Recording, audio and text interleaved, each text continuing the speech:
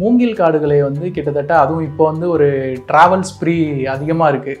Lonely வாண்டரர் அது இதுன்னு நிறைய பேர் சுற்றிட்டு இருக்கோம். ஸோ அந்த டைமுக்கு கிட்டத்தட்ட அந்த மூங்கில் காடுகளை சாங்லாம் பார்த்தீங்கன்னா அஹெட் ஆஃப் இட்ஸ் டைம் நிறையா சொல்லுவாங்கல்ல, அந்த மாதிரி தான். அப்போ நிறைய பேருக்கு அது புரியலை. ஆனால் அந்த தனிமையில் உலாத்துற, அதுவும் ஃபாரஸ்ட்டில் தேடி டூரிஸ்ட் ஸ்பாட்ஸ்லாம் இல்லாமல் உள்ள ஒரு ஏரியா நேச்சரோட கலந்துலாம் போகிறோம்ல, அந்த ஹிடன் ஜெம்ஸ் எல்லாம் இப்போ போடுறோம் இல்லையா, அந்த மாதிரி ஒரு ஷார்ட் பண்ணப்பட்ட ஒரு சாங் தான் வந்து மூங்கில் காடுகளே. இப்போ வந்து அது ரொம்ப அப்பீல் ஆகும். அதே படத்தில் இன்னொரு சாங் தான் வந்து ஆகாய சூரியனை ஒற்றை சடையில் கட்டியவள். இதில் அந்த ஆரம்ப ஹம்மிங் அது வந்து ஹாரிஸ் ஜெயராஜ் ஸ்டைலு.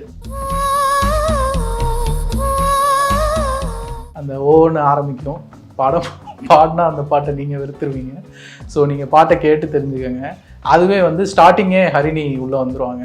அடுத்து இதை பாடின இன்னொரு வாய்ஸ், அந்த மேல் வாய்ஸ் என்ன அப்படின்னா ஹரிஷ் ராகவேந்திரா. ஹரிஷ் ராகவேந்திராவும் நம்ம மிஸ் பண்ணுற ஒரு வாய்ஸஸ்ன்னு நினைக்கிறேன். அந்த டைமுடைய வாய்ஸஸ். தேவதையை கண்டேன் காதல் கொண்டேன்ல ஒன்ஸ் அகெயின் இவன் வராரு. அப்படி ஒரு சூப்பரான சாங் பாடினவர். அப்புறம் அவங்க அப்பாவுடைய நிற்பதுவே நடப்பதுவே அந்த சாங் பாடினவர்.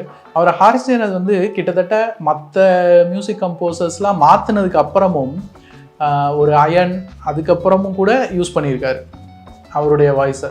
ஸோ ஹாரிஸ் ஜெயராஜ்க்கு ரொம்ப பிடிக்கும்னு நினைக்கிறேன்.